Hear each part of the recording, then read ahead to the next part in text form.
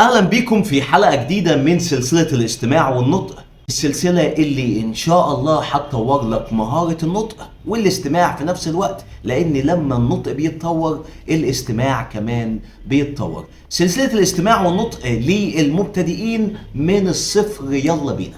لو اول مرة بتتفرج علينا خليني اقولك ان احنا اتفقنا زمان من بداية السلسلة دي ان اكبر خطأ احنا عملناه لما كنا بنتعلم انجليش ان احنا حفظنا حروف او حفظنا نطق الحروف في اللغة الانجليزية، ما حفظناش الاصوات وهم حاجة مختلفة تماما. ففي السلسلة دي انا مش هعلمك نطق حروف، انا هعلمك نطق اصوات بطريقة صحيحة عشان بعد كده تلفظ كلمات على بعضها ان شاء الله بطريقة مميزة ورائعة. تعال نبتدي النهاردة مع صوتين جداد في اللغة الانجليزية ويلا بينا. النهارده معانا صوتين ثابتين مش متحركين كالعاده، بس انا هركز على الاصوات الثابته برضو الفتره الجايه بما ان احنا لسه في الاول خالص، وهما صوت الش وصوت الج. هناخد كل صوت على حده ازاي ننطقه، وهنعرف اشهر الكلمات او الحروف اللي بتتنطق بالصوت ده. تعال نبتدي الاول بصوت الش، وهو بسيط جدا زي الشين عندنا كده في اللغة العربية، بتبقى لسانك ورا اسنانك على طول، بس ما تطلعش ما تعملش اي اهتزاز في الاحبال الصوتية بتاعتك، فبتقول ش.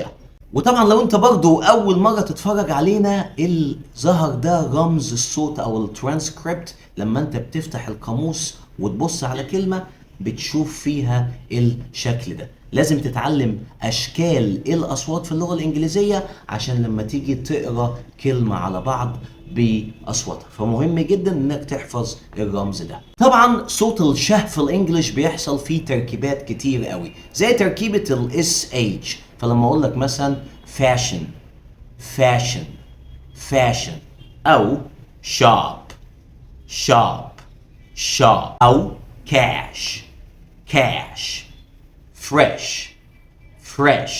بيحصل قليل قوي لما يبقى فيه سي لوحدها زي ocean ocean. كمان السي اي او والسي اي اي زي delicious delicious special special. الاس يو sugar sugar sure sure. واخيرا التي اي او زي international international. كرر ورايا بقى بعض الجمل. all our food is fresh. all our food is fresh. leave the cash here. leave the cash here. give me some sugar. give me some sugar. يلا بينا بقى نخش على تاني صوت وهو صوت الج. هو نفس الوضع بتاع النطق او نفس الارتيكيوليشن او شكل بقك يعني باللغه العربيه وانت بتقول الش، لكن الفرق لو انت لاحظت ان بيبقى فيه اهتزاز في احبالك الصوتيه، وده اللي بتخليك تقول الصوت ج.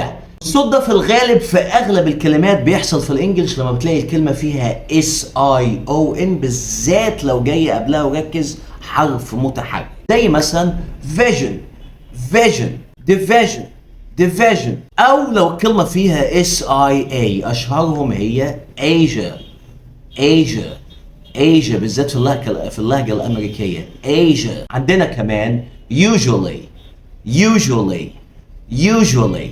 خلينا ناخد برضو بعض الجمل مع بعض. I usually sleep early. كرر ورايا. I usually sleep early. I traveled to many countries in Asia. I traveled to many countries in Asia. واخر حاجة معانا النهاردة exercise، هنكمل في الفراغ بكلمة من الكلمات اللي انا هنطقها. Take your cash. مظبوط cash. Let's go to the shop. shop. Let's go to the shop. مظبوط shop. Buy some fresh fish please. Buy some fresh fish please. Fresh fish. Put them in a dish. Put them in a dish. He forgets a lot. He has got amnesia. He forgets a lot. He has got amnesia. Amnesia. اتمنى ان انا اكون ساعدتك. بليز لو كنت لسه مشتركتش في القناه اشترك عشان يوصلك كل جديد، والى اللقاء في حلقه جديده ان شاء الله. سلام.